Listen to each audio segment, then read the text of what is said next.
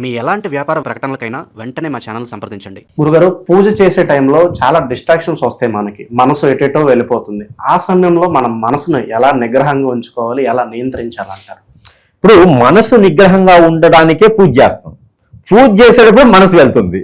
ఇప్పుడు ఎట్లా ఉంటుందంటే దీంట్లో ఏదైతే మనకి కావాలో అది మన దగ్గర ఉండదు, మనకి ఏదైతే ఉండకూడదు అది దూరం వెళ్తుందో అది దాని గురించి ఆలోచిస్తాం. మన దగ్గర ఉన్న వాటి గురించి వదిలేసి లేని వాటి గురించి ఆలోచిస్తాం. ఇప్పుడు ఎవరైనా ఇప్పుడిప్పుడే మార్కెట్లోకి వస్తున్నారంటే సంపాదించుకుంటూ ఉంటే ఈ బండి మీద వెళ్ళలేకపోతున్నారంటే చిన్న కారు ఉంటే బాగుండు, కారు అయిపోతుంది.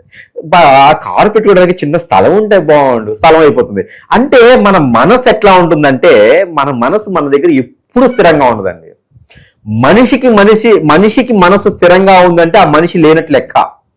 కాబట్టి ఆ స్థిరత్వం లేనటువంటి మనసుని స్థిరంగా చేసుకోవడానికే పూజ. కాబట్టి మనసు ఎక్కడున్న సంబంధం లేదు.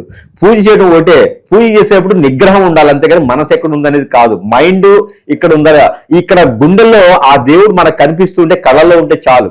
ఈ ఆలోచన మనకు వస్తుంది పూజ చేసేప్పుడు అంటే మనం తప్పు చేసినట్టు కాదు అక్కడ అర్థం. ఇప్పుడు సపోజ్ చెప్తాను, పిల్లలు ఎగ్జామ్స్ ఉన్నాయి, సపోజ్ అంతే కదా, పిల్లల ఎగ్జామ్స్ ఉన్నాయి. ఇప్పుడు మనం పూజ చేస్తూ ఉంటాం స్వామివారికి, నాయన పిల్లల ఎగ్జామ్స్ ఉన్నాయి, మా అమ్మవారు పిల్లల ఎగ్జామ్స్ ఉన్నాయి అంటాము. అమ్మవారు పూజ చేస్తూ పిల్లల ఎగ్జామ్స్ ఏంటి, నువ్వు పూజ చేయి ఆడు చూసుకుంటాడు. కానీ మన మనసు అది చెప్పదు, ఓ పక్కన పీక్తుంటది. కానీ పూజ చేయాలి. ఆ మనసు అనేది మంచి కోరుకుంటుంది కదా, ఆడు కావాల్సింది ఏంటి, ఇప్పుడు ఆ పిల్లల ఎగ్జామ్స్ రాసి వాళ్ళు పాస్ అవ్వాలి కాబట్టి పూజ చేస్తుంది. అక్కడ ఇబ్బంది ఏం లేదు. నేను గోవాకి వెళ్ళాలి, బ్యాంకాక్కి వెళ్ళాలి, తప్పులేదు, నువ్వు వెళ్ళాలనుకుంటున్నావు కాబట్టి పూజ చేస్తున్నావు. కాబట్టి మనసుతో పూజకి సంబంధం లేదు, మనిషితోనే సంబంధం. కానీ అది నిగ్రహంగా ఉంచడానికి పూజ చేయాలి.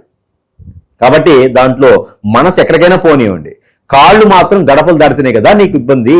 మనసు ఎక్కడికైనా పోతే ఆ మనసుని తీసుకొచ్చేదానికి దేవుడు చూసుకుంటాడు. ఆ పైన మన యుగ పురుషుడు ఉంటాడు, మూల పురుషుడు, ఆయన చూసుకుంటాడు నీకేం కావాలో. పూజ మాత్రం నువ్వు చెయ్యి. నా మనసు బాగలేదు అందుకే పూజ చేయట్లేదు కాదు, నీ మనసు బాగలేదు కాబట్టే పూజ చెయ్యి, అంతే.